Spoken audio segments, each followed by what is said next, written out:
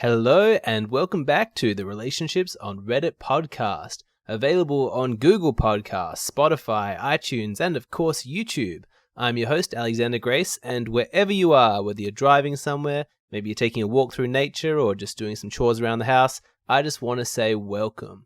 Our first story for today is a story written to me by one of my Patreon subscribers, and his girlfriend is extremely jealous because he's going to do these yoga classes and the instructor is really hot and sexy and he's getting accused of cheating. It's causing some problems in their relationship. Our second story is an epic tale. It's a small novel, and again, it was written to me by one of my Patreon subscribers, so that's kind of the theme of today. And it's a story of infidelity, it's a story of trust, ONEitis, moral quandaries. It's absolutely got it all. It's a gripping tale. And there was a lot to talk about in it. And so because the story was so long and there was a lot to talk about, I'm only going to be doing those two stories. So I've just got two stories today, nothing from Reddit, but these are stories written to me by people like fans of the podcast who have written to me specifically to get my take on these stories. And they're really, really good. This is going to be a fantastic episode. So let's get right into it. Our first story doesn't have a title, but this is how it starts. My partner is having some trust issues with me, which is causing drawn-out arguments. I have practiced yoga and meditation for some years, and it has improved my life in many ways, mentally and physically. It is something that I have done apart from my girlfriend, as she is not particularly interested in it, and to be honest, my classes are a time that I value for the isolation. I attend a class of stretching, a sort of gymnastics class, to improve flexibility that I found on an Instagram page. The class was very beneficial, and I enjoyed it a lot. The teacher is a young girl who is a dance instructor who also gives classes for pole dancing, twerking, and that kind of stuff. Anyway, basically what happened is I was telling my girlfriend about the class, showed her the Instagram of the teacher, in brackets, with a lot of pole dancing, sensual dancing, and twerking videos, and she went ballistic. She instantly accused me of cheating with this girl and claiming that I prefer thoughts to her and calling me a bunch of names. This has happened a few times in our relationship where my girlfriend has accused me of desiring female friends or accused my female friends of being low quality, sluts, etc. and having bad intentions towards me. Goodness. Anyway, now that I am not able to go to class anymore and have to sacrifice something that I have enjoyed, I understand if I was in fact interested in fucking this girl, or if I did have some nefarious motive, she would be justified, but I simply want to go to the class. I do not like having people, apart from maybe a psychologist, telling me what my motives are. Amen, brother. I asked her how this situation is different from her being friends with male trainers who I believe she has had WhatsApp conversations with about gym stuff, only to be told this is completely different, and don't try and turn this on me. I also pointed out that it's unacceptable to accuse me of cheating all the time. I think she's being too jealous. I am not jealous at all. Was I disrespectful by wanting to take this class? Should I still go? I always had the mindset that if I did something that wouldn't bother me if she did the same, then I'm not acting hypocritically. She goes to the gym with male trainers and has plenty of male friends, and I never hassle her about this. But now it's getting to the point where everything seems to bother her, and I do not call out her hypocrisy to keep the peace. How can I convince my girlfriend that I do not want to throw away my relationship for every hot girl that I see? When she calms down, she says, "What did you expect me to think? How did you expect me to react?" This seems like a cop-out to me and would expect a bit more critical thinking, but maybe I'm an asshole. I would appreciate your thoughts, mate. Things calm down, but I am resentful with her that I won't go to the class through fear of more arguments. I suppose if I find a fat, unattractive teacher, there would be no problems. Many thanks for all that you do. Okay, I will start this off by saying that initially this person was reluctant to have me talk about it on the podcast. I think he just wanted some private feedback because he thought that it was boring, that it wasn't going to be interesting to people. I disagreed, and I told him that I think that this story actually cuts right to the heart of gender dynamics and relationship issues that a lot of people experience, and that I think that a lot of people can get a lot out of hearing about this story and what I'm going to say. So he said, yes, go ahead if you want to do it, put it on the podcast, and I have, because you're listening to it, and I'm very excited to talk about it. All right, so in a lot of ways, I think, I'm going to speak directly to you, I think that you have done things the right way. You know, you seem to have a good head on your shoulders, you're seeing things correctly, you're accurately diagnosing them, and you're doing some things right. But there are some areas where you're actually falling down a little bit. You're not taking care of business. You're not stepping up. You're not don't have your masculine frame going, and that's what we're going to talk about. So let's start from the beginning. You wanting to take this class, I think it's fantastic, and I like the fact that not only are you doing something that's good for your mental and physical health, but you're doing it as an individual. That's very good. That speaks volumes about your character, that you don't need to do absolutely everything with your partner. Doing things on an individual basis and being comfortable with that is a sign of strong mental health, So you don't need to include her. This is your life. It's your hobby. It's your interest. And that's healthy. Couples that have to do absolutely everything together, they're codependent, and it's not healthy. They don't last because they don't have a sense of themselves as individuals outside the relationship. There's no healthy boundaries there. You have that, and you seem to understand the importance of that time by yourself. So that's really, really good. Now, how are you wanting to spend this time by yourself? You want to go to a stretching class from this hot yoga instructor woman who teaches like twerking and pole dancing. You do you. I don't think I would personally be able to learn that much from somebody like that, but that's because I have different interests. That's in no way judging you. If you really like this class, that's absolutely fine. I think it's an interesting choice, of teacher.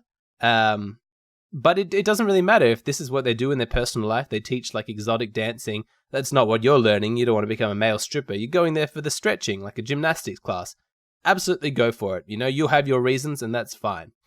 So here's what's happened. If you started going to this class and then you shared photos of your instructor, which was an interesting choice, we'll talk about that later, but you shared that with your partner and now she's jealous. So first of all, let's talk about her jealousy. That emotion that she's feeling, that's actually fair. It's normal for her to feel jealous or worried about you doing that. What she is she's got a regular case of insecurity, and then she's looking at some girl who you're going to, paying money to learn from her. She's glamorous, she's sexy, she's teaching sexy dance moves. I think that in that situation, jealousy is a normal response, It's normal for her to feel a little bit insecure and jealous. That's kind of what evolution has done to us. It's made us, prick up with danger and fear when we feel like our survival or the things that we rely upon for our survival are in peril. And she's investing a lot in you because you're her boyfriend, and so this is a threat, and that's where the jealousy is coming from. So I'll start off my discussion by saying I think that her jealousy is completely normal.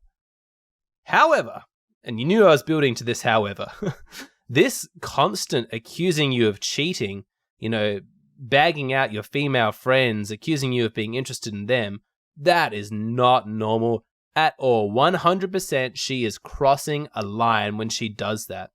Jealousy may be normal, but this is not just jealousy. This is paranoia. This is mistrust, and that is absolutely overstepping the boundaries. What she's doing in this refusing to believe you, you say, I'm just going to there to stretch. I'm not interested in starting a relationship with her. When she says, I don't believe you, you're cheating on me, and she keeps accusing you of cheating, that's actually a hallmark of abuse.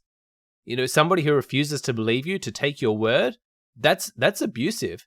When you say, no, I'm not interested in her, not having an affair, I'm not cheating on you, she should believe you. Unless you've given her some reason to doubt that, unless you have some history of infidelity or flirting with other people. If you're just a regular guy who's just going to this class, when you say, I'm not interested in her, she should believe you. And if she doesn't, that's not your fault. That's her fault. She's paranoid. You don't need to take that on. And here's where I think that you've gone a little bit wrong, is you've actually taken this on a little bit. And we'll talk about this. So what are we saying here? We're saying not believing somebody is actually a form of abuse. That person is kind of unhinged. They're not in contact with the reality. They're reacting to a fantasy. Be extremely wary of anybody who claims to know your motives. And you are wary of that. That's good. So you do have a good head on your shoulders. It's a good sign.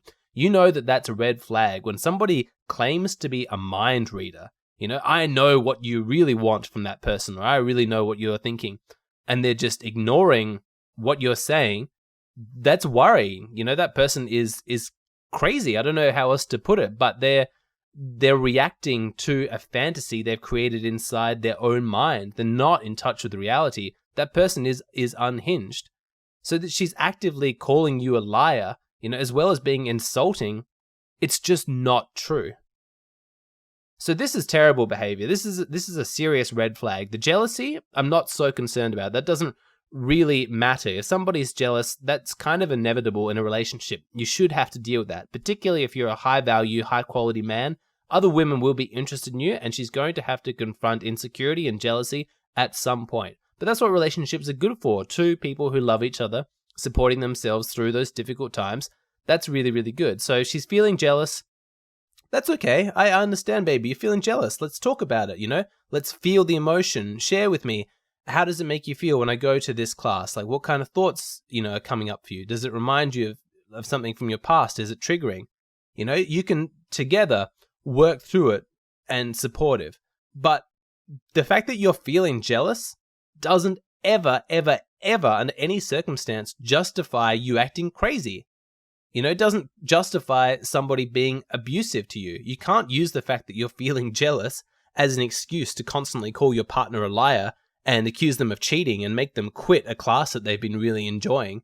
That is not a justification. Your emotions don't give you permission to dictate how your partner gets to act and how they get to behave. Anybody who thinks that it does, that is a huge red flag. And so this partner of yours, I'm sure I'm not telling you anything you don't know, but she is displaying some extremely worrying red flags, and we need to sort that out.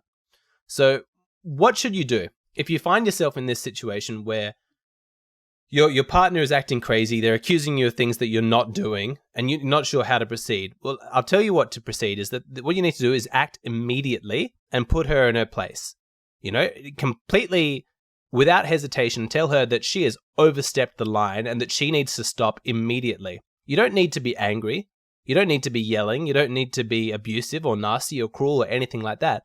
You just need to be firm and masculine, strong in your boundaries. And you need to do it immediately, because the longer that you tolerate crazy, the longer that you allow this kind of ridiculous behavior and this insanity, this completely unhinged from reality world of hers to continue, the worse than she's going to get. Why would she pull herself out of this crazy spin and come back to reality when you're indulging it, when you're codependent with it? She's just going to go deeper and deeper and deeper. And so what do I mean by tolerating? What I mean is any action that you take that in any way justifies her position or makes it seem like there's some kind of legitimacy. And so I mean, you shouldn't even be arguing with her. If she says, "You're cheating on me," if you come back to her and you say, "No, I'm not. I swear I'm not." And she says, "Oh, I bet you are. I bet you're cheating all the time." And you're like, No, you can go through my phone. I promise I was here and I wasn't doing anything like that." You've lost. You're doing the wrong thing, because by arguing with somebody who's crazy, all you're really doing is legitimizing that this is a perspective where there are two equally valid perspectives that can be discussed and argued and debated between each other. That is wrong. It's why evolutionists don't tend to engage in debate with creationists, because the idea that all of the accumulation of science and evolution could possibly only be 50% of the argument, and the other 50% are a bunch of people without proof just saying, "We think there's a God and he just made it all," as if those are equally legitimate sides to an argument. That's completely ridiculous. So you don't engage in an argument with somebody who's not going to be responding based on reality or facts or anything. And it's the same situation here. You cannot engage with her in an argument and win, because you'll be giving some kind of legitimacy to her conversation, to her side, to her perspective. So this is not a conversation that can be had. You just can't discuss it with her. You can talk about jealousy. That's a conversation that you can have and that you should have. You can talk about her insecurity, what's triggering her, and that's fine. You can spend endless hours. Your patience should have no limit for somebody that you love. If they're going through a difficult time and some difficult emotions, and they honestly want support working through those emotions, even if it takes days of late nights, helping that person, bringing them tissues, stroking them while they cry, going through those emotions, that's what being a good partner is all about. Do that stuff. But if she's coming at you angry and accusing you of things that you haven't done, do not discuss with her. You should spend 0 hours talking about whether or not you're cheating. You say to her, "This is not a discussion I'm having," and you walk away. You walk away. So, at the moment, even though you're accurately diagnosing this situation, brother, I think that you're not handling it the best way that you could because you're a little bit reluctant. And you're not reluctant in a way that's totally out there. A lot of people do what you do, but I will explain why it's not a good idea. Because right now, you've been failing in your masculine frame. Yeah? So what she's doing, I know it doesn't seem this way because she seems genuinely upset, but all of this stuff, this cheating, this saying you need to not go to this class, bagging out your friends, it's a big, giant shit test. That's what it is. And at the moment, you're failing because you're still with her. You're allowing her to have this terrible behavior and you're still granting her the prize of a relationship with you. You're rewarding bad behavior. And in that sense, you're failing. And that sucks. And you don't have to. We can turn that around. What you need to do instead is stay very, very strong. When she's trying all this stuff, you don't give an inch. Do not make a single concession to crazy. Absolutely not. You want a relationship that is bound on a very solid foundation of rationality, reason, reality, fact, evidence, nothing else. Her feelings have no place in a discussion about how you two should be interacting with each other if it's in terms of dictating your behavior. In terms of helping her through her emotions, sure, talk about it 100%, go as long as you can. But if she's trying to use her emotions to control you, do not engage. Stay firm and always be prepared to walk away. That's your nuclear option that needs to be on the table. You'll be surprised how few fights you actually need to have with somebody once you are prepared to walk away from them if they start acting too crazy. They will sense that your patience is zero. If they think that they can still engage you in an argument, grip you in and sucker you in and make you go down that dark path of yelling insults at each other and having a big fight, they'll continue to do it. But trust me, if they sense your tolerance for that is zero and you will not be sucked into an argument like that, they will shape up. They will go, oh shit, he's serious now. I better, cut the shit and really get my shit together. So I won't be spending any time, and I don't think you would, with someone who's calling me a liar. Life is short. You can only spend time with people who love you, who trust you, who understand the best inside you. Life is too short to spend with someone who's constantly calling you a liar. She needs to cut that out quickly, or you need to move on. You can't spend your life with somebody like that. I think that what you need to do is the next time she has a conversation like this, you just very softly but very strongly say, I think you need to leave. And she'll rail, she'll have a huge hissy fit, whatever it might be. You just keep repeating yourself, I think you need to leave. You need to take a week, get out of this house that we share together. I don't know if you're living together, but you need to take some time to go and get your head back on straight because you're crazy and I'm not going to deal with crazy right now. You can come back to me when you're talking rationally, when you listen to what I'm saying, and when you believe me. Up until that point, I'm not engaging with you because I don't engage with somebody who's talking to me like that. Because the bottom line is there is absolutely nothing wrong with you going to this class. Not that I can see. But she is acting wrong. She's the party who's doing the bad thing at the moment because she's accusing you of doing something that you're not doing. She's creating this ridiculous fantasy of you being this infidelity-prone, cheating person, and then she's reacting to a fantasy that she's created. She's like a schizophrenic person who's just making herself crazy based on her own illusions, and then she expects you to play along in make-believe land as if there's some legitimacy to this. Fuck no, you're not going to do that. This is all crazy. Now, of course, here's the disclaimer. All of this assumes that you're innocent. So I don't know you, but you're into my channel, so I can't imagine you're the kind of person who's a liar, because otherwise you just leave every time I talk about how important honesty is. But if there is, if you are sexually into this girl, or worse, you are cheating, then you need to ignore everything that I've just told you, because that's what we need to speak about. Is she actually picking up on something real? Does she have a reason to be paranoid? Was there a reason for you showing her these pictures? That seems like a reasonably strange thing to do. You must have known deep down that showing her pictures of some girl who you're seeing for this class twerking and doing pole dancing, it's going to provoke her slightly. But, I'm not saying that you are cheating or doing anything wrong, but just make sure before you take all of my previous advice, which is assuming your conscience is 100% clear and that you are righteously in the right, you make sure that your conscience is genuinely clear and you're not doing anything wrong. So I don't really know exactly what's going on with you in regards to your motives. You tell me that you're not interested, and I believe you. I'm just assuming you've told me all the relevant details. But I just needed to put that sort of in as a disclaimer. It's not like, you can hold her to a high standard if you yourself are not, living up to that same standard. That's the point that I'm trying to make. But you ask whether or not, let's go back to it, assuming that you are in the right and that you're not doing anything wrong. You ask whether or not you can still go to this class. Of course you can. And I'll tell you something even deeper. You actually have to go to this class now. That she's drawn this line, and if you back down here, you've lost the relationship. Let me explain why. You cannot concede to crazy. You're just justifying her behavior. And if there was ever a time to make a hard stand, it's now, because the danger is that if you don't, you have now set a precedent for your relationship.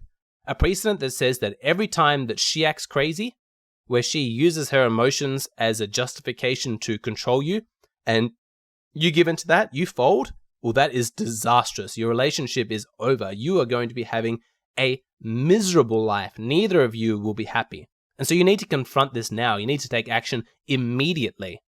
Of course, that's going to bring some short-term pain because, like you said, you don't want to point out her hypocrisy or her crazy just because you want to keep the peace. I get that, but trust me, this is a short-term pain that you have to go through to avoid a whole lot of long-term pain, because if you do not deal with this now, you will deal with this again and again and again and again, and eventually you'll be in a relationship with a woman, just the two of you. You're not allowed to see any female friends or go to any classes, and you'll think, well, I've given her exactly what she wants, I've made every concession. And you'll look in her eyes and you'll see nothing but contempt. She will not respect you if you give in to her crazy. How is she going to feel safe around you when she deep down knows that she's being a crazy bitch and you're acting as if that's okay? No, men are meant to be the leaders. They're meant to be the strong ones in a relationship. That's why she's attracted to you, because you're obviously a cool guy, everything that I'm reading. But you're failing in this particular aspect, and you don't have to. It's quite simple. You just need to lay down the law, put your boundary, and let her kick and scream it out. And look, she'll either leave because she can't handle it. She's not a high enough quality person to match your standards, your very reasonable, regular, normal, healthy standards. Or she'll go, oh shit, this guy's for real. I better, pull my shit together. And she will thank you. She'll thank you. She's like a child having a tantrum.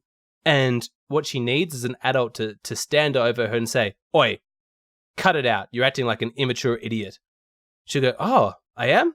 Thank you. And you've got her back on the right path. That's you taking responsibility. And that is fucking sexy to a woman. That's good. But if you don't do that though, she's going to lose attraction for you guaranteed, because you will have failed her shit test. She wants to feel like you're unrockable. That no matter what she does, she cannot deviate you from your path. You're an independent, strong, individual man, and you want to go to this class. And if she can throw a tantrum and prevent you from going to that class, she's just going to feel more insecure in the relationship. She doesn't want you to concede. She wants you to put in strong boundaries. She wants a strong authority figure to lay down the law, like a teenager who's acting out. They're staying out all night, they're doing drugs, they're skipping school. What they're really doing is testing the limits. They feel like it's a cry for help. They feel like nobody is taking care of them or cares. Women in this state of mind that she's in, they're acting in a similar way. They're going to continue to test you until they feel safe. And I know that it might be counterintuitive because it's not necessarily how you would feel as a man, but she's different. She's a woman, right? She has a woman's brain, and it's not worse. It's just different. But from her perspective, making this concession will not make her feel safe. It will do the opposite. She'll feel less safe. I hope I got my point across. The other thing that I want to talk to you about is that you might need to be concerned that she's cheating on you. I don't know if that's something that you have considered, but let me just say why I think that it's something you need to be concerned about is she's obviously got these gym fellows that she's hanging out with, that she's texting with. And to be honest, there doesn't seem to be any reason for her paranoia as to why she thinks that you're cheating.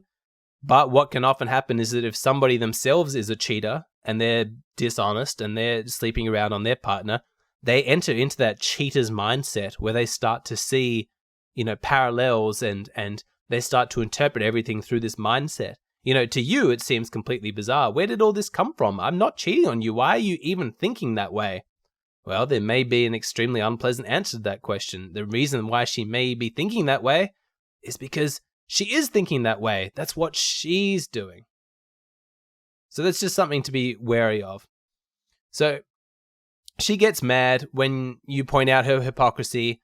What you need to do is just tell her that her behavior is unacceptable. She needs to sort herself out, or, you'll make her leave. Don't keep arguing. Don't give false credibility. Just walk away. That's the message you want to give her, that you're not going to engage with her unless she's talking rationally about reality. All right, before I end, I'll just tell you my favorite part of this entire story, which this might surprise you, but it was the question that she asked. She says, well, what do you expect me to think? How do you expect me to interpret this information? I think that is an amazing question that she asked you. She directly was challenging you to put in her mind the way that she should have been interpreting your actions. What a golden opportunity. I'm sure that, she was throwing at you as if it was some kind of insult or like a point scoring thing in an argument. I get that. But if you actually listen to the exact words that she asked, she says, well, what did you expect me to think? That's a fantastic opportunity for you to tell her exactly what you expect her to think. The problem is that it threw you. You didn't have a quick response to that, and you should have. What you should have are clear standards in your mind, things that you have thought about, that you have decided, here are my boundaries. Here are the ways that it is acceptable for people to engage with me. Here are my limits. And they're non-negotiable. Like I've said, for me, I won't speak to anybody who's a liar trying to manipulate me or not talking about reality. I don't really care if I have 0 friends in the world. As it happened, it doesn't work that way. You tend to attract more people once you've got these strong boundaries into your life. But that aside, you need to put those limits in place. So if she asks you, so how did you expect me to react? You can say to her, I'm glad you asked. I expect the following. I expect you to support me in my hobby. I expect you to believe me when I tell you that I'm not cheating. And if you're feeling insecure, I expect us to have a rational, calm discussion about your emotions without it turning into accusations and point scoring against me. There, you've got your answer. She asked, how do you expect me to react? Oh, thank you for asking. Let me tell you. That's how it should have gone. The problem is that she caught you off guard because you didn't have that sorted out inside your own mind. So take some time now after you finish this podcast, listening to it. And everybody listening to this, you should have this inside your mind. Do this either as a formal exercise or at least as an informal exercise. Give some thought to what your standards are for what you allow into your life in terms of the way that people interact with you, especially with your partner. What is the bare minimum in terms of how somebody is allowed to talk to you? And if somebody can't meet those standards and you notice that inside your life, it's time to say goodbye to those people.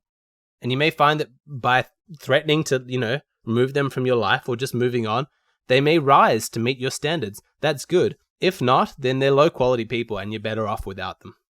So thank you to the, I won't mention you by name, but you know who I'm talking about. Thank you for sending me this email with all of these interesting moral quandaries and problems. I hope that was helpful. Feel free to send me an email to give me a follow-up on this situation or to ask any questions if any part of what I said was not clear. But I very much appreciate that.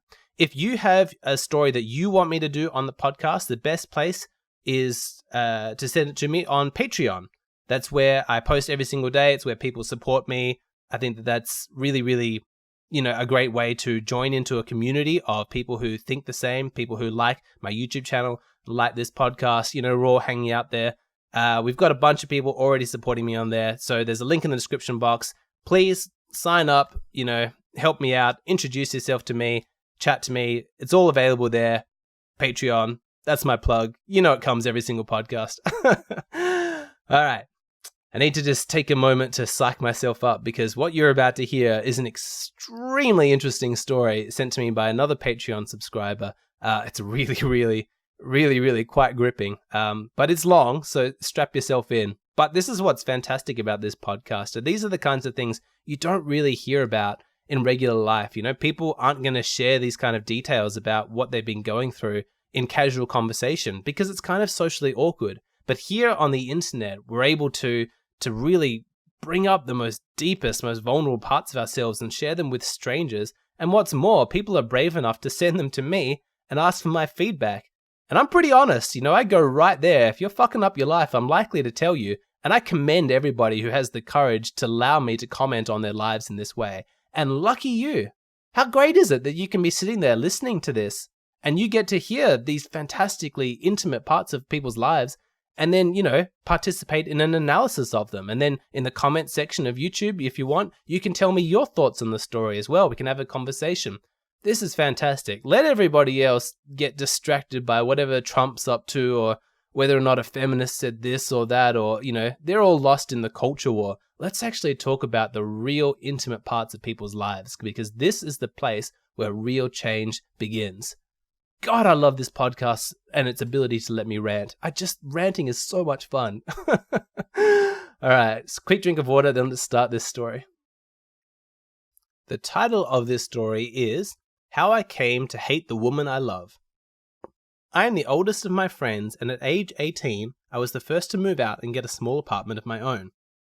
Due to arguments that took place and peer pressure from my new roommate, I broke up with my girlfriend of 2 years in order to live up to the standard of bros before hoes. I truly loved her, and although devastated, I think it was the right move in the long run. At the time, however, I regarded this as my biggest regret. I missed her a great deal, and I felt like I needed a female partner back in my life as soon as possible. I began to spend all my time with a new group of people that I knew in high school but never really talked to. Turns out they were all a bunch of nerds, gamers, and metalheads. They were my kind of people. We attended concerts, gaming events and contests, movies, birthday parties. There were 6 of us, but I will only mention the relevant ones. We will call them Isaac and Karen. We all hit it off pretty quickly, so I was happy to add them into my life and eventually count them as best friends. Pretty soon, I start to notice that I especially like Karen. She is blonde, caring, and beautiful. Her ass is out of this world. Her laugh is infectious, and she appreciates and enjoys the things I have to say. My 19-year-old heart was immediately stricken with love for this woman. Thing is, Karen and Isaac had been in a relationship for a few years now. I bit my metaphorical lip and pushed non-platonic thoughts of her aside. I wept silently in my room when they slept over because I knew I would never have her. I shouldn't have even wanted to have her. Feels bad, man.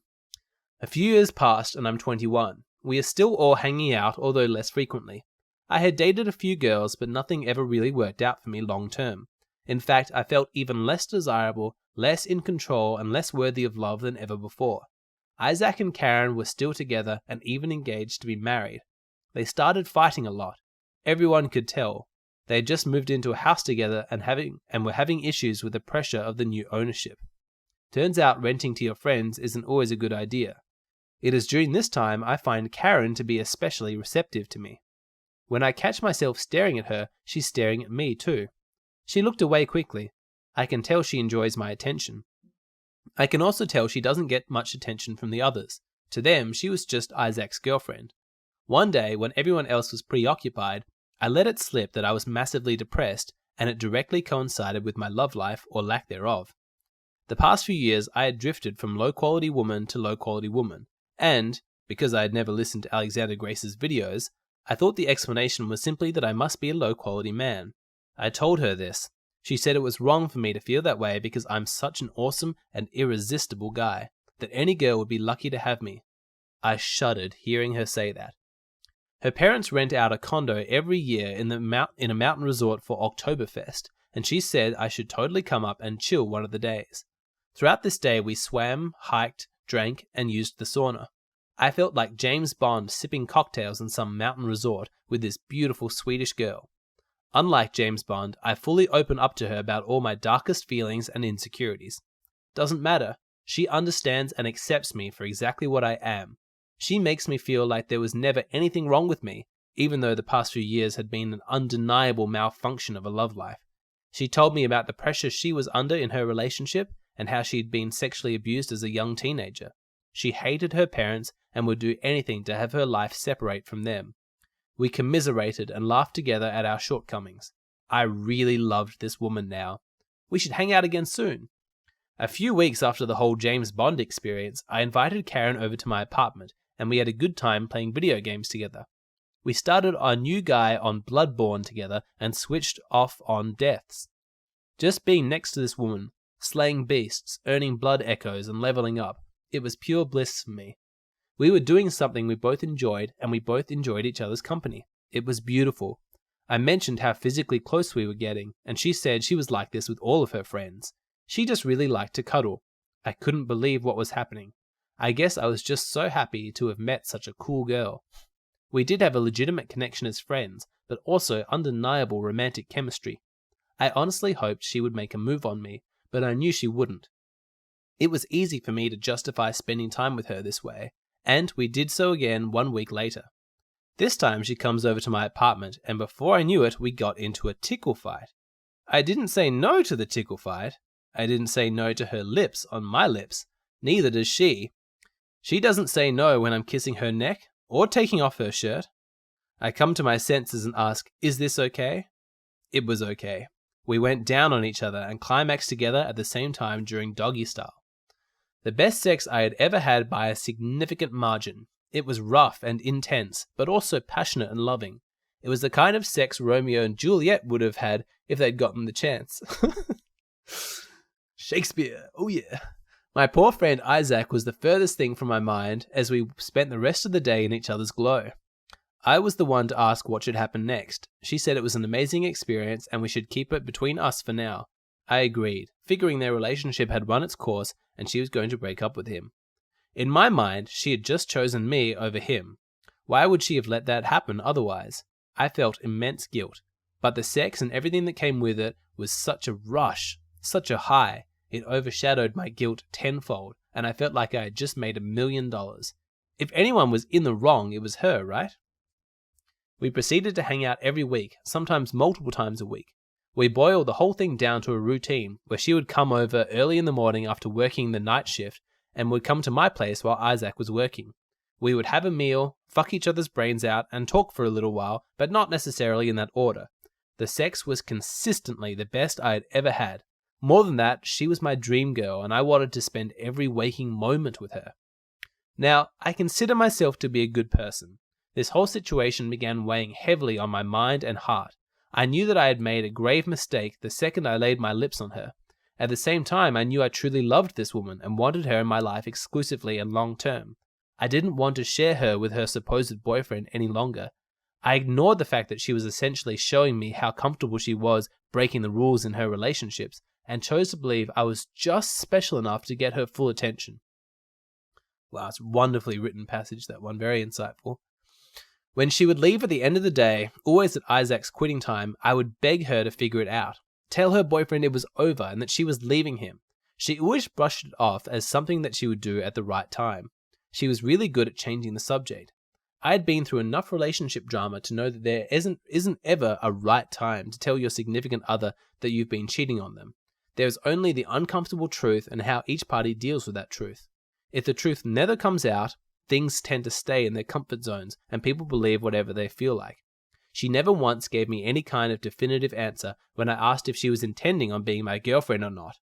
It had now been an entire year since we started our little tryst. I was beyond wondering if she ever had any intention of leaving her boyfriend, and I started believing she was just playing some kind of sick attention game with both of us. I told her next time we were going to sit down and talk this whole thing through. I fought the urge to rip clothes off and sat her down and told her everything I said in the paragraph above. I told her what we were doing was so obviously wrong and it needs to stop if she's even thinking of staying with Isaac. She cried, I cried.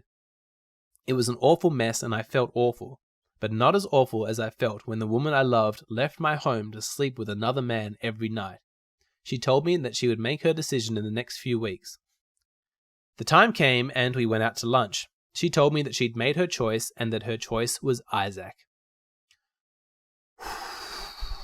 She said that he was in a really bad place in life, and if he lost his girlfriend, she was afraid he would kill himself.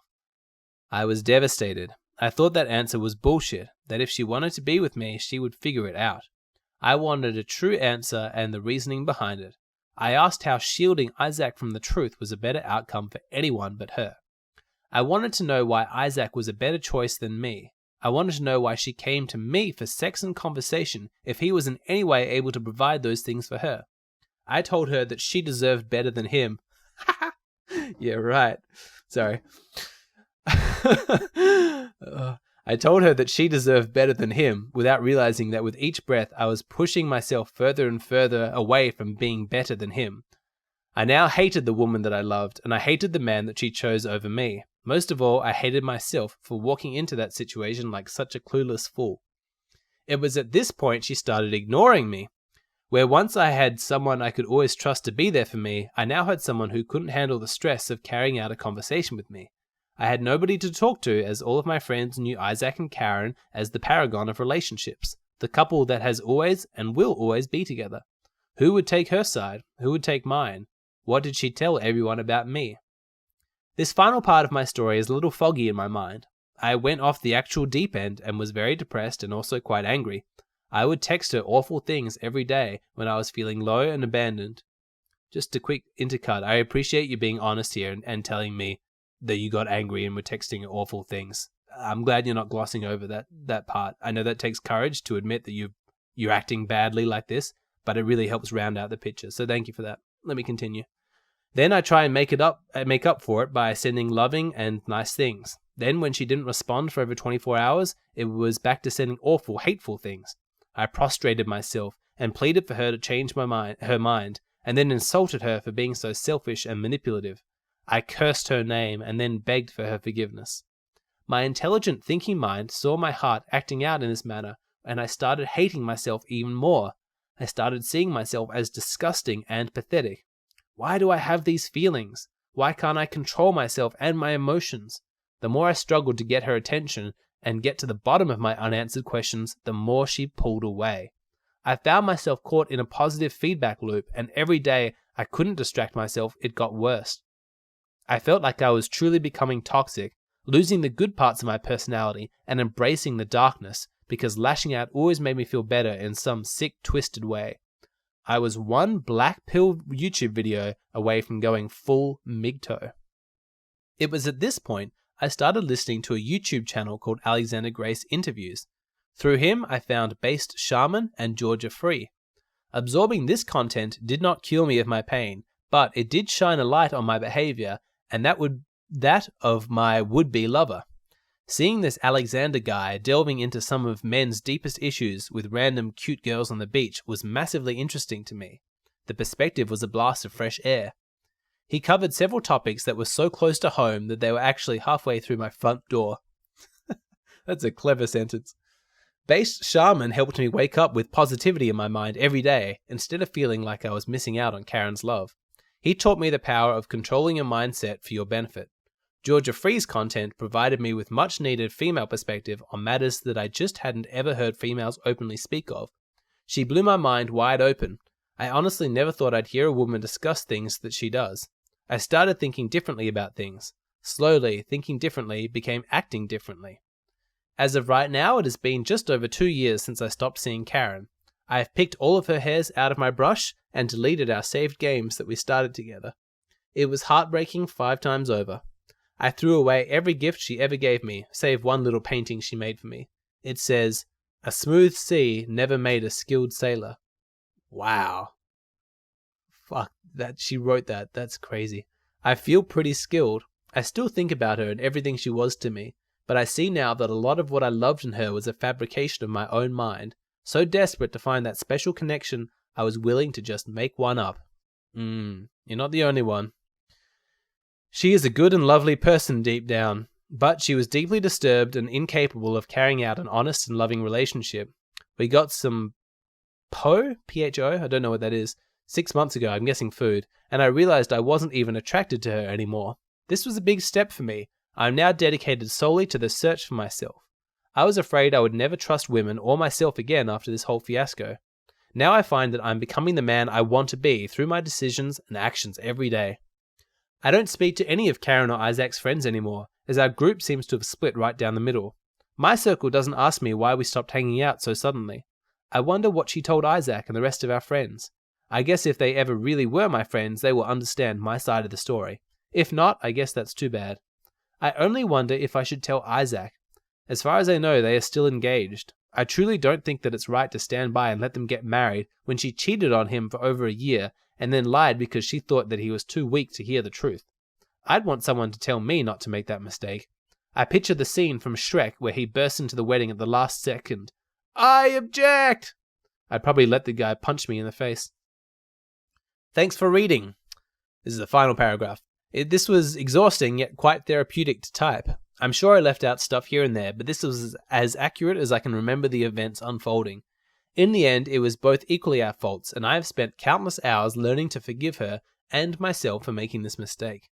We are all just humans trying our best here, and Karen and I no longer share any ill will towards each other. Let me know if the story works well for the podcast. If so, I have a lot more content for you to use. Lastly, I want to simply thank you from the bottom of my heart for making the decision to start your YouTube channel. I have no idea where I'd be if I'd gotten into MGTOW first, haha. If you ever want me to help with ideas for a project, or if you have any ideas for me to get more involved in helping young women or men, don't hesitate to help me up. Let's grab a beer if you ever find yourself in Utah. Cheers. Thank you, listener, for sticking with me. I hope that you'll agree with me that that story was extremely well written and extremely gripping and hit a lot of emotional points, and there's a lot to talk about. So thank you for staying with me. Let's hope that you're going to stick it out for my analysis, because I have a lot to say. But this story, it has everything. It's got love, sex, betrayal. It's fantastic. It's especially well written because I think you actually have a lot of self-awareness, and a lot of insight into what was going on. And you can see that in your writing. You know, you've taken the time to reflect upon that. So there are some things that ordinarily I would have spoken to you about, but I can skip some of them because you already kind of know what was going on. And that's the benefit of writing a story of something that happened to you a few years ago. You know, obviously it's still relevant for you because you wanted my take on it. So hopefully we can sort that out now. There are a couple of things in your story that I think need immediate attention, like tomorrow, if you're able to do it. But then there's a lot of stuff that's just more kind of interesting to talk about as a kind of add-on to what you've already managed to reflect upon. So from the very start, I want to talk about when you were 18, you had a high school girlfriend, I think, and you were the first person to get an apartment, and your roommate convinced you to break up with your girlfriend, and it made you miserable. And you did it out of some kind of misplaced loyalty to this bros before hoes thing. That's ridiculous. Like, you're young, so I'm not judging you. I'm just saying that that's ridiculous. Hopefully you'll never make this mistake again. What you'll learn very quickly is that very few people are actually evolved enough to give good advice. And good advice, what I mean by that is advice that genuinely has your best interests at heart. Only really high quality people are even capable of doing that. They're extremely rare.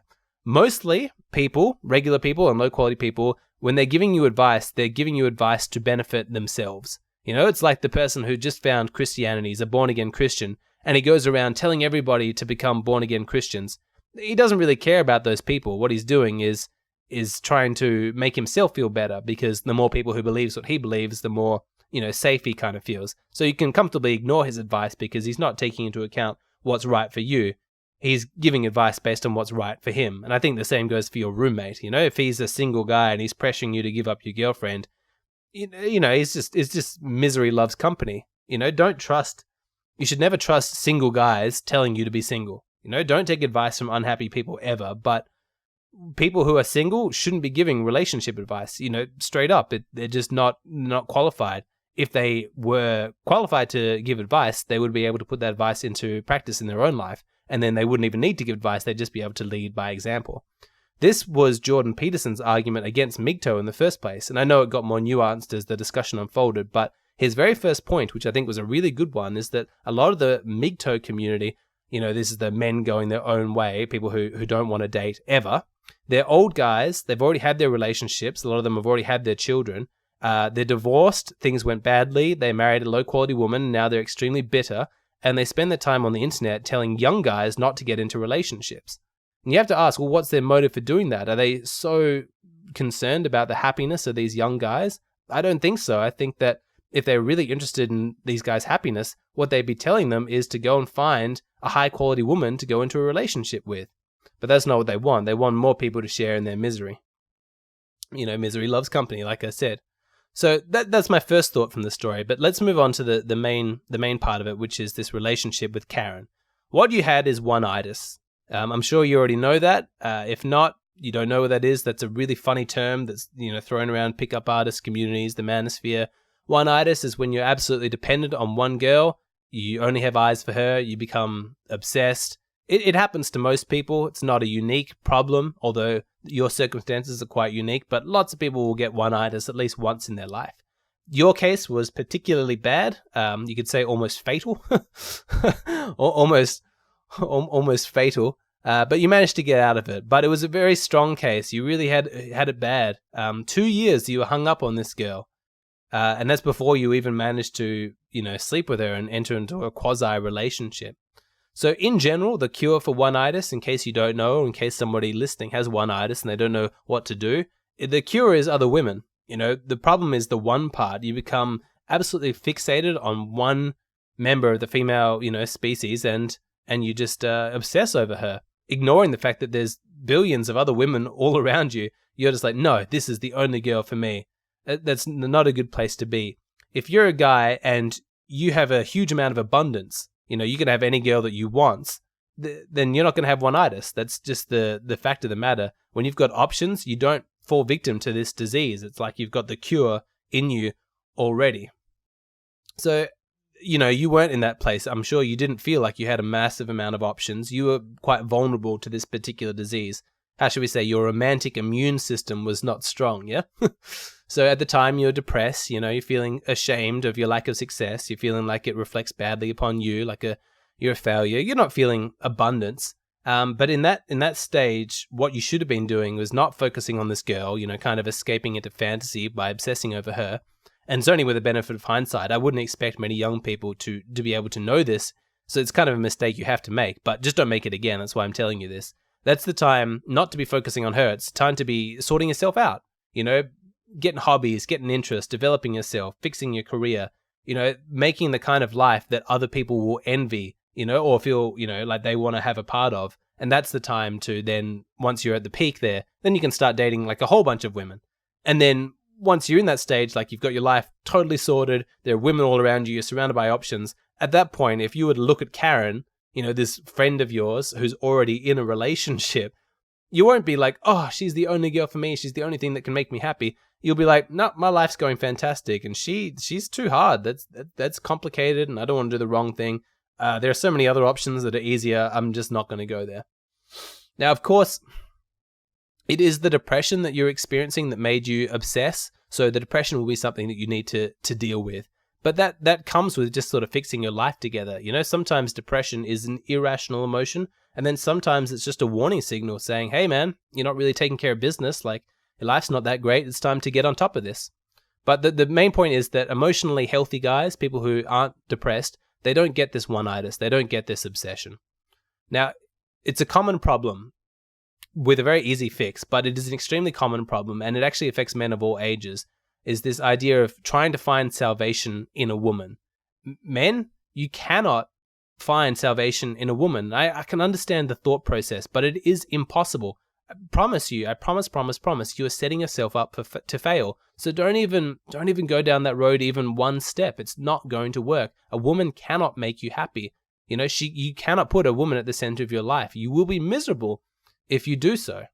And it's that misery, it just becomes an endless cycle because it feeds into this obsession, You're sitting there, you're depressed, you're miserable, you don't know what to do with your life, and you look at her and she seems so perfect.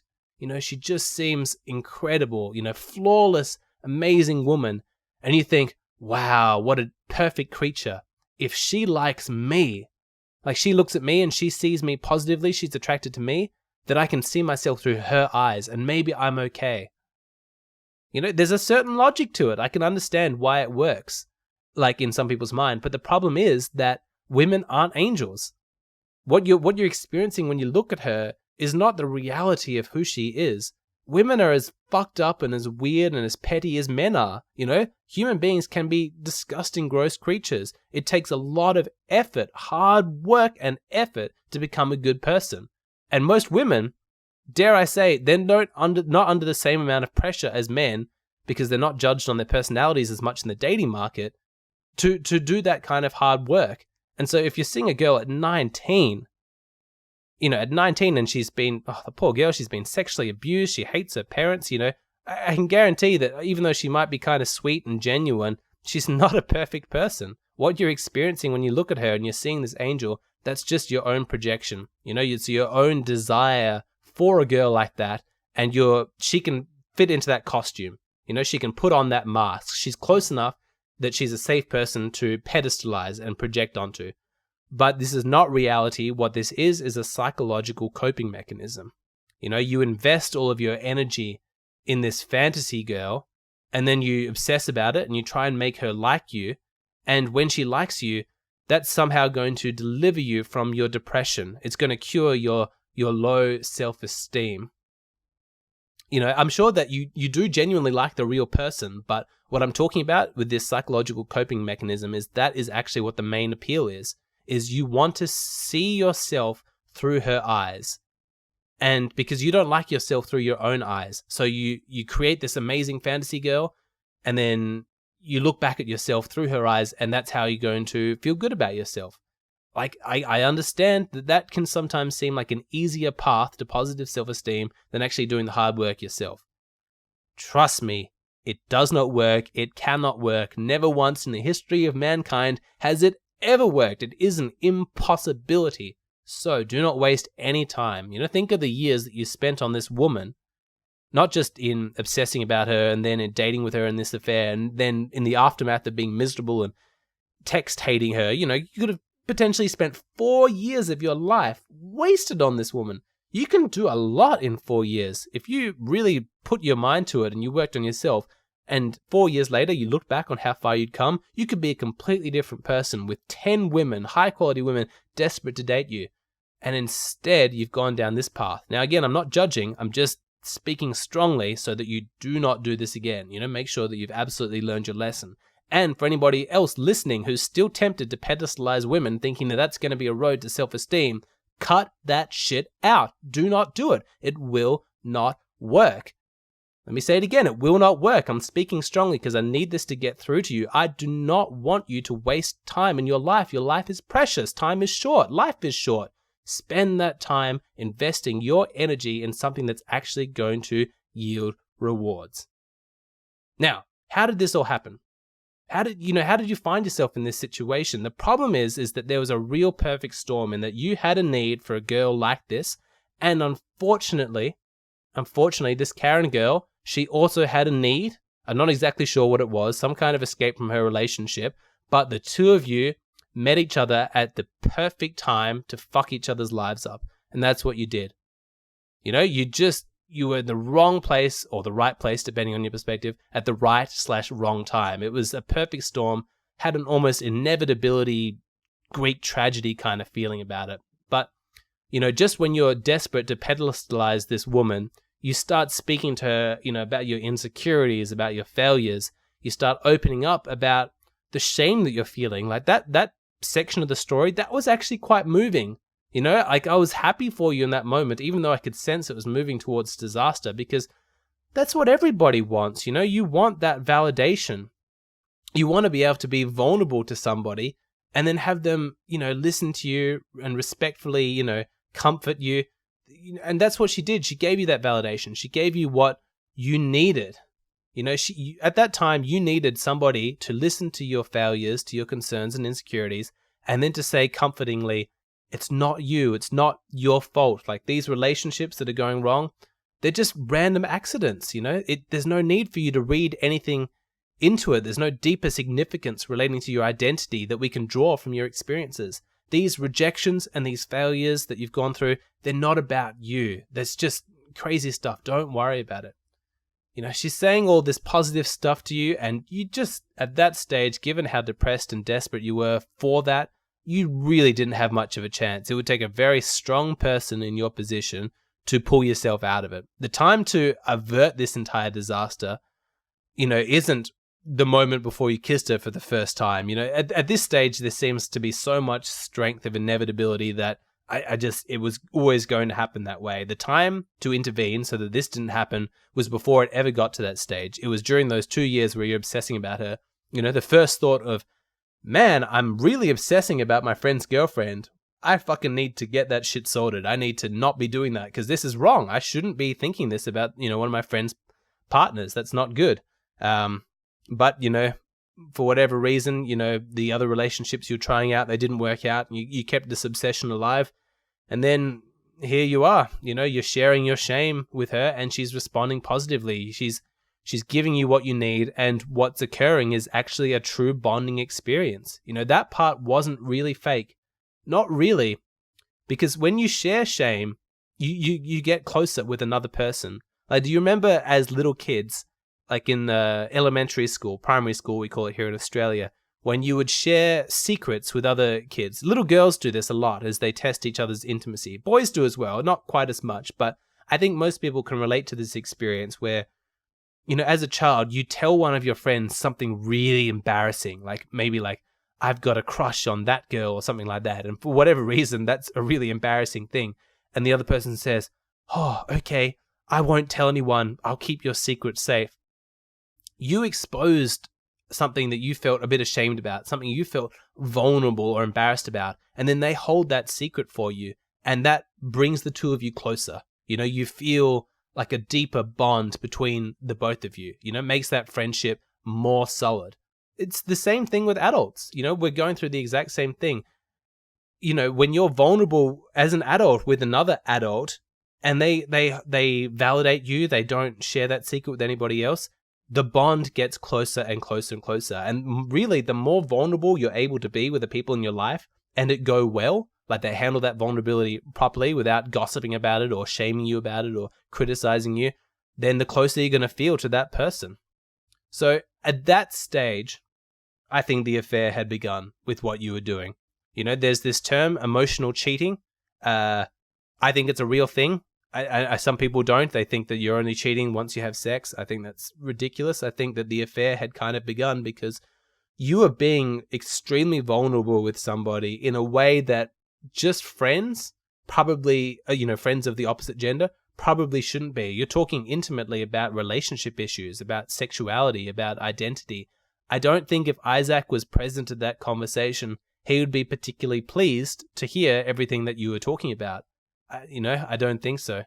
So you've got this incredible bond with her, and you're absolutely suckered by this woman giving you exactly what you want. She's nice to you. She's taking care of you. You're able to be vulnerable with her. And this is inevitable. You're going to sleep with her. It was always going to happen. You've got two very unhappy people, and there it is. You had sex, and suddenly the affair has officially begun. And so the question then becomes, at least in the mind of everybody reading this, I understand it wasn't, at the forefront of your mind while you're having sex, but what about Isaac? Where are your thoughts with relating to this person? And that's when we come across this phenomenon where people's morals are really conditional based on their mood. And when you're sad, when you're unhappy, you basically have no morals. That's sort of what happens. Morals, they get compromised under strain. The most famous example of this is Benjamin Franklin, who was a vegetarian, but then one voyage, I think coming back from France or something like that, he was on a ship, and the ship had no more vegetables. They were stuck out in the storm, and the only thing that they could eat was fish that they caught from the ocean. And rather than starve, he decided to eat the fish, to break his principles, to break his morals, and partake in some meat. And he wrote about it, and he said, I've discovered that my morals can be compromised if the situation calls for it. Everything is conditional. It's like me, it would be against my morals to do something ridiculous like killing a puppy. But if some guy came along and said, I'm going to cut off your hands unless you kill a puppy, then you better believe I'm going to murder that puppy. My morals aren't going to stand up in those kind of conditions.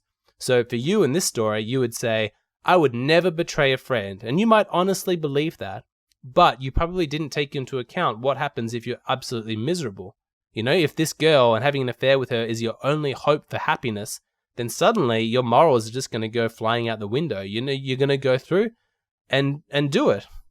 And so I don't think that is much point in thinking about it much deeper than that. You know, you're just an unhappy person and you're acting immorally because you're unhappy. I wouldn't waste much time saying, oh, am I a good person deep down? Like, I think at one point in your story you said, she's a good person deep down. Personally, I think that those kind of, you know, that sort of sophistry is just meaningless. It doesn't have any significance. It doesn't talk about reality. Deep down, like deep down, beyond personality or whatever, we're all exactly the same. We're all good and we're all bad. We're absolutely everything in the universe. We exist as a series of potentialities. So the idea of an inherent evil or inherent goodness is meaningless. What really matters is our circumstances. So for me, I'm intensely aware of my own dark side. I know what I'm capable of if things are going badly. Like, I've done things before that scared me enough to be aware of this. If anyone's not sure of this, you've got to read The Gulag Archipelago or Man's Search for Meaning, these books that talk about what goes on in the gulags of Soviet Russia or the Nazi concentration camps of Nazi Germany, and see seemingly good people who lived nice lives before the war. You know, once the war breaks out and they're fighting for their survival and everything's terrifying and scary, suddenly they're not so moral anymore. But this is what happens. You know, we are creatures of our circumstances. That's what dictates how we behave. And so for me, and hopefully for everybody listening to this, that's why it's absolutely essential that you do your best to make sure that your life is as good as possible, is abundant and virtuous. You know, you're only doing uplifting activities. You're only spending time with high quality people. Since I've done that, since I've instituted those as the minimum standards for my life, I've been able to live extremely morally. I've had a clear conscience for 10 years. I've never had to lie. I've never had to do anything manipulative. I've never been dishonest. You know, I love that. I love this. Part of what makes my life so good is this clear conscience. But it didn't come about, you know, by accident. I had to carefully cultivate a life where there was going to be no environmental pressure around me to do immoral acts. So that's what you need to do. You need to, if you're going to make sure that you're a good person and that you're acting morally, first of all, clear out all your emotional baggage, any unresolved traumas or emotions from your previous life, childhood, past relationships, whatever it may be, your parents, your relationship with your parents or siblings. Clear that shit out first. Make sure that you're brought up to speed and you've fully integrated all of your emotions from your past. Then, in terms of the future, set about creating a good life for yourself. And if you do those two things, you're never going to need to do anything evil. Trust me, you're capable of doing evil shit. If you don't know that about yourself, then you haven't spent enough time in introspection. You are capable of doing some of the worst, most unimaginable things in the right circumstances. So, that's why you need to be absolutely vigilant in making sure that those circumstances never come about. You don't want to be like, you know, the person writing the story was a couple of years ago, where they were miserable and vulnerable to doing something that was immoral, you know, not telling Isaac that, hey, I'm having sex with your girlfriend, you know, regularly. You say you didn't tell Isaac because, you know, it just didn't come up in your mind, and that makes sense. It's something people need to understand about an affair is that obviously there are three people involved, like the person getting cheated on, but the affair is very rarely about that person. You know, at least from the other man or the other woman's perspective. What it is it's about between you and that person. You know, you feel the chemistry right then and there, and you just act on your own selfish impulse. You don't actually think about the other person. And so after the fact, people will say, oh, how could you do this to me? How could you do that? You know, why didn't you think about me? But you don't. That's harsh but true. But in that moment of passion, that is the furthest thing on your mind. That's just how this works. And of course, the question that then comes up was, well, why was it so far from your mind? And that is a very legitimate question. But yeah, regardless, the deed has been done. You know, you had your affair with Karen. You didn't tell Isaac. Obviously, I don't approve of what you did. I think that you betrayed your friend. I think your actions were unethical and immoral. And you had an opportunity before this came to pass, to try and fix yourself and fix your life in another way. And you didn't take that. There's no point me sitting here and going on and condemning you. I just want to make it clear that I don't condone what you did. It was immoral. Having said that, I do understand why you did it. I understand the causes of how this all kind of came about. And I think that you also understand that what you did was wrong and why all this came about. And that's good. You've got that already. There's going to be a little bit more to this whole Isaac chapter, but I'll save that to the end. We'll return to that later. Let's right now try and stick. Gosh, I know I've gone off on all these tangents, but let's try and stick to this relationship with Karen. So the affair begins. You're lost in a fantasy. You want to spend all of your time with her, but you're not really in a relationship with a real person. You have this idealized version of Karen, and what you imagine her to be, you imagine that she's chosen you above him and that everything's going to be fine now, and that doesn't happen. That's because reality and your illusions are not matching up. They're in completely different places. And this is where we get that maxim: you've got to judge people by their actions and not by their words. You're surprised by the fact that she, chose him eventually, that she never broke up with him and chose you. But by her actions, that should have been obvious. She was never giving you straight answers. She never broke up with him. And in your mind, you're thinking, but fantasy Karen would never lead me on. She likes me. She's going to break up with him. And yeah, fantasy Karen will do that. That's what fantasy figures do. They do exactly what you tell them to do. But this is where the point, at that lunch where she breaks the news to you, that's when you finally wake up to the fact that you think you've been in a relationship with fantasy Karen, but it's actually been reality Karen that was in control. And she chooses Isaac, and I don't think the people who are reading the story are surprised. You may have been, because, you've got your emotions and your fantasies all wrapped up in this, but from an outsider's perspective, what she did was completely in line with her character and all of her past actions. So at this point, you're totally invested in her. The relationship has been your one saving grace. So that was your salvation. And when you're that invested with somebody, you're not seeing the red flags, or you're seeing them and you're ignoring them. And there's a reason for this. It's because your self-esteem is based upon you not seeing them. It's dependent upon you remaining blind to the warning signs that she's not the person that you want her to be. So when your self-esteem is so perilously linked to the character of this person, you have a huge incentive to ignore all the red flags. And that's why you left it a year.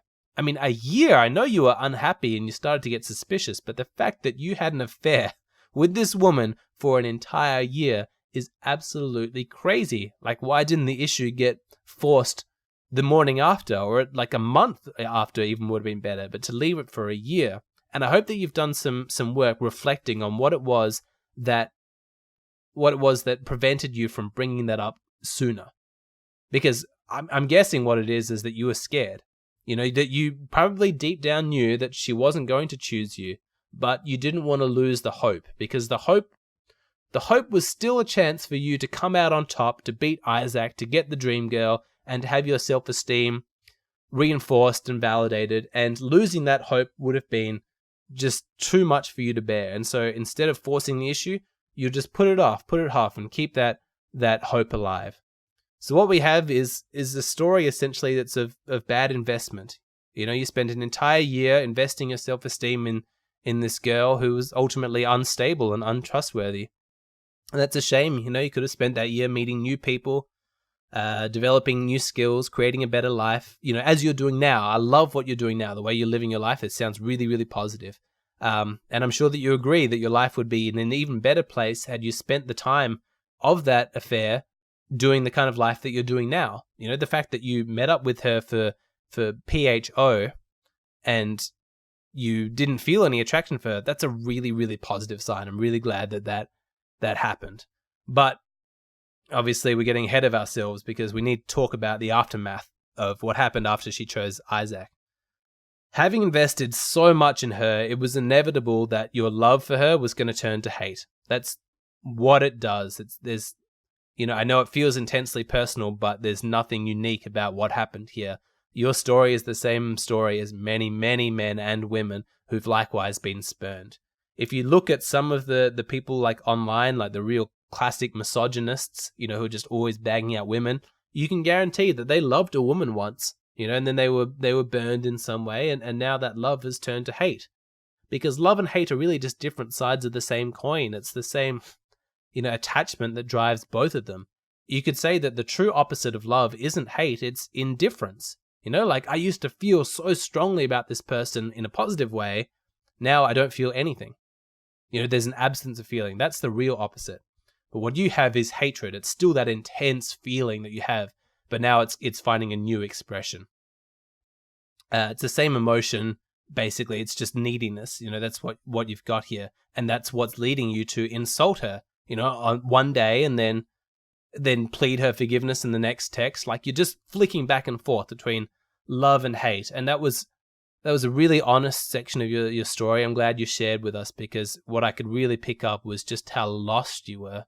You were not seeing other opportunities around you. It's like you just had tunnel vision. This girl had become your world.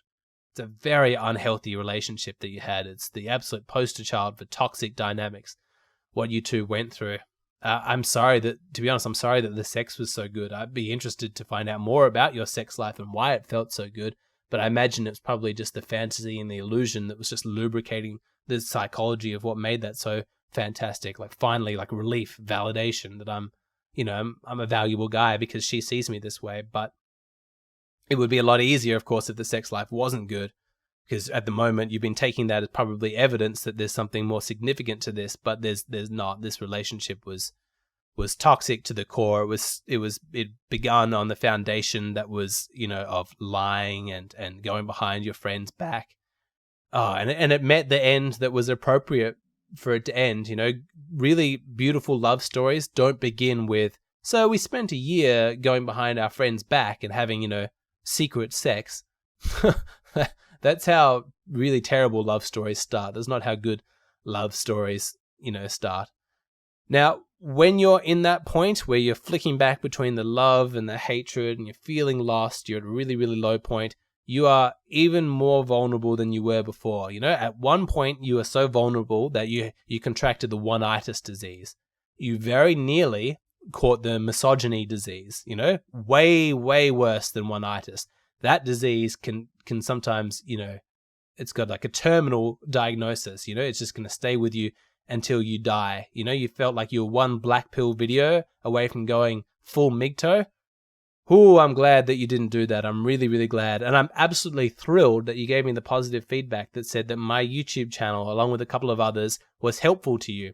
Telling you basically that you've been lost and here are some of the answers, and managed to snap you back to reality. So I'm very, very pleased that you found my channel and not some others.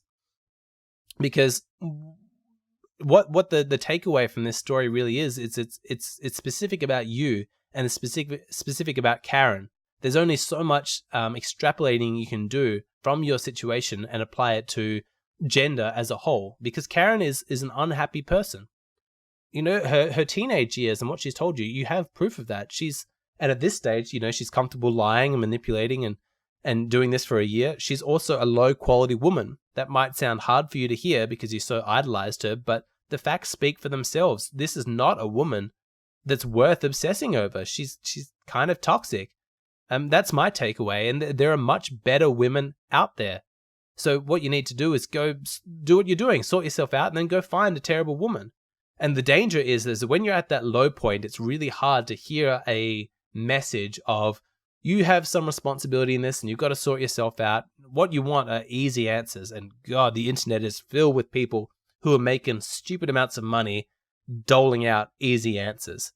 They're going to obsess and they're going to tell you that there's proof that all women are terrible and what you went through is just no different to what every woman does to every man. And it's all ridiculous, the generalizations that they go through, but this kind of stuff is all over the place. These people, they claim to hate identity politics.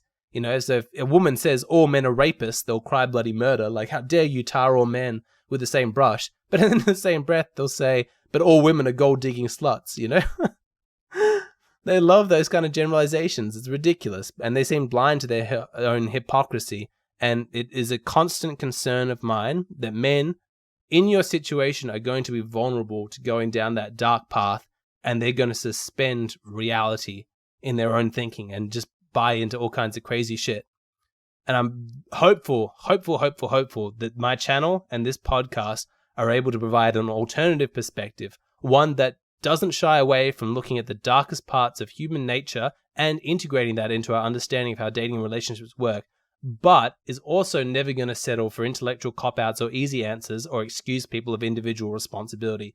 Yes, there are some problems in the culture, and yes, both men and women have some superficialities that we need to take into account. But the person that's largely in control of making sure that you're happy in your relationships and that you have a positive and rewarding sex life and romantic life is you. That's your responsibility. So, she broke up with you.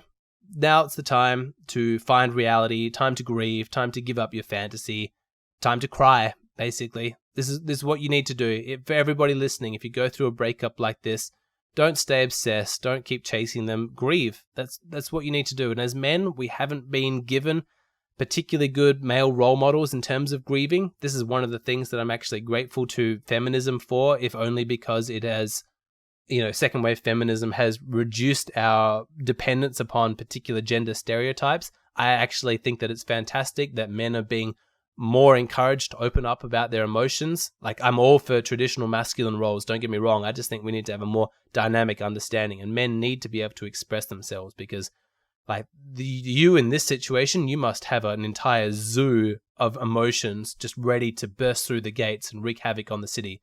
And you need to feel them. You can't keep that kind of stuff bottled up. And so I don't know a better way to release emotions than to cry. You can smash a fist into a wall and act like you're all kind of manly, and maybe do that as well, get onto a punching bag. That might be useful if you have some anger, but you're also going to have fear and you're also going to have sadness. And so take the time to really, really process your emotions.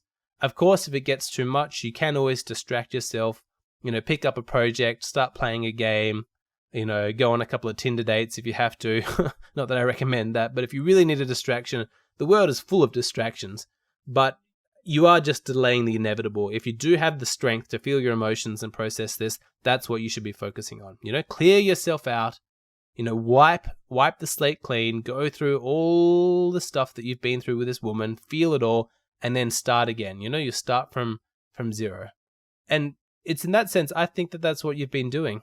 And I think that people can take inspiration from how you've chosen to handle this situation. You knew you weren't doing something right, and you knew you've made some mistakes, but who could ask for more than how you've handled this? So I really admire you. You had a hard situation, but you've come through it well. Now you're looking like you're getting on top of life. So bravo. It's almost to the end. There are a couple of things that I do think we need to talk about first, just before we finish up. One is with regards to your friends, because there was one sentence that you said that I disagreed with. And it was when you said that if your friends were really your friends, they would understand your side of the story. That made me a little bit worried, because I just wanted to make sure that you've actually taken full emotional responsibility for what you did. Because if you've done that, then you shouldn't really expect your friends to understand your side of the story, because, well, what is your side of the story really? You're unhappy, and so you made, immoral decisions. That's the best. But, are people really expected to understand that? I think in terms of defending yourself, you don't really have a leg to stand on. Not really. You did have other options other than having this affair. And what you did was immoral. You cheated and screwed over a friend. In that situation, I wouldn't expect them as true friends to take your side. I would expect them to take Isaac's side and actually cast both you and Karen off. So the best that you can do with regards to your friends is to make a full account of your actions and make a full unreserved apology, and then just accept your fate. So that means that if they don't want to speak to you because of what you did, you should say, yep, that's fair. I understand why. I've been a terrible friend. I made bad decisions, and I can see why you don't trust me to be a good friend anymore. Because if any part of you is making an apology and you expect forgiveness, like you feel like you're entitled to that, then you haven't really learned your lesson. You haven't really accepted responsibility for your actions, because you're not entitled to anybody's forgiveness. People can hear you out, but you can't just admit a bunch of terrible things that you've done and then say, you should forgive me, like as if that's reasonable for you to expect. No, like they might forgive you. And if they do, that's fantastic. They go, yep, we're flawed people as well. You're doing everything possible to make this right. Yeah, let's continue to be friends. That's great. But you also need to understand that they might not find that trust within themselves. They just might not feel safe around you. So if you do come clean to your friends, don't do it for your own sake, because it might not work out that well. Do it for Isaac's sake. You ask whether or not you should tell him. I don't even know what to say. Like, why is this even a question? you shouldn't spend any time pondering over this. You already know the answer. You want to burst into the wedding. You know that if you were in his situation, you would want someone to tell you. So why the hesitation? That's what I'm interested. He needs to know this information. This is absolutely essential data for him to know. An affair was had behind his back for an entire year, and he's engaged to her. He's on the precipice of spending his life with this woman, a woman who's a proven liar, a woman who's a proven cheater. He can't be allowed to go through with this. You absolutely need to act. You need to act immediately. There's no ifs or buts about it. You are already responsible for a lot of the misery in his relationship. The last 3 years, any part of him that sensed that something's off in his dynamic with Karen, that's on you, because you shouldn't have started this affair. But that's done now. We don't need to rehash the past. What you can do is make sure that no further damage is done. And that's within your control. Because things can always be a lot worse. As bad as things have been for Isaac with regards to not knowing about this and perhaps being suspicious or sensing something's off, it's nothing compared to the damage that can still be done by marrying this woman. He could have a lot of misery in his life if you don't tell him. And if you don't tell him, then you are morally responsible for what happens to him. So you need to stop the bleeding. You need to cut this off now before your terrible actions, in having this affair bleed on into the future. And you need to do it for your own sake as well, because I don't think that you can really live with yourself and with that kind of burden. It's too heavy. You're not going to be able to ignore that. There are always consequences to your actions. Whether or not you admit them out loud or not, it's going to be stored somewhere inside your psyche. And I just cannot imagine wanting to live a life with a guilty conscience like that, or even worse, piling it on so deep and burying it so deep in your psyche that you drown out your guilty conscience. And then suddenly you're not even, in contact with your conscience. That's how psychopaths are probably made. Someone who's just refuses to listen to their own voice that says this is wrong. You don't want to do that. If you're feeling bad, that's good. That's a rational response to this situation. And it should be prompting you to take whatever action you need in order to stop feeling bad. Now, if you're just frightened of his anger at you, that would be understandable. But again, this is some short-term pain that you have to endure to avoid long-term pain. Because his anger at you will be justified. And you need to not expect anything other than anger. Just own up to what you did and accept your sentence that he doles out to you. It's the moral thing to do, because it's how you would want to be treated in that situation, and he was your friend. And that's what friends should do, is they should be honest with each other, even if it's difficult to do that. A true friend would make that sacrifice, even if it's uncomfortable. So come clean, give him a chance to make informed decisions. She kept essential information from you during the entire affair that you needed in order to make decisions about whether or not to continue. And she kept that from you. Don't continue with what she's done. Give him the chance to have a better perspective on what's going on than you had at that time. Now, whether he stays or leaves, that's going to be up to him, but he needs to at least know the information. That's going to clean your conscience, and then that's going to put this whole thing to rest forever. Once again, I really want to thank you for being so honest. I want to thank you for your pledge on Patreon and for sending us all this story. I hope that everybody listening learned something from this person and from this amazing story. By sharing our mistakes, sharing the times that we fuck up, that's how we learn, and other people learn from them. So I think that it's a wonderful thing that you've done in opening up to us and writing this story and giving us all a chance to reflect upon your behavior, the ethics involved, and hopefully maybe our own behavior to see whether or not there's any parallels. That was long. I'm glad that I decided to only do 2 stories. I certainly don't feel the strength inside me to do a third one. I want to thank you so much for listening. If you enjoyed this and you have your own story that you'd like to send me, then make sure to do that. You can find my email in the About section of the YouTube channel, or you can sign up on Patreon, and then you're going to get absolute preference. And of course, if you don't want me to share it on podcast, you just want to chat to me privately, like over Skype or whatever, that's also available to my Patreon supporters. Whew. I'm absolutely wrecked. Thank you so much for listening. I hope you enjoyed it. I will see you again next week.